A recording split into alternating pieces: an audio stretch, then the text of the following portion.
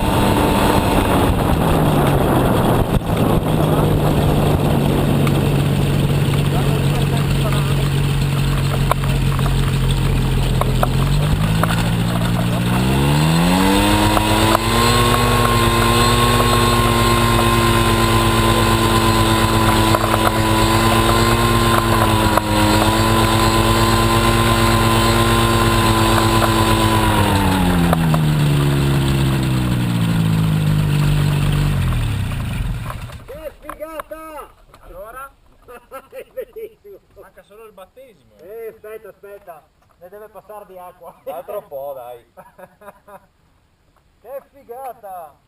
Io aspettavo lo spegnimento motore. Ben, No, non ne approfitto perché è tranquillo adesso su e quindi c'è qualcosina, ma poca roba. E allora ho detto, approfitto che ci faccia il volo davanti, che non ci sono più pistoni che girano a quest'ora. Che figo! Tutta un'altra sensazione. Hai visto? E beh, altre velocità. No, ma sai cos'è? Che da dietro senti, devi fare uno sforzo non indifferente. Beh, fai così. Guarda, non l'ho neanche corretto, niente, proprio quasi niente. Come va? No,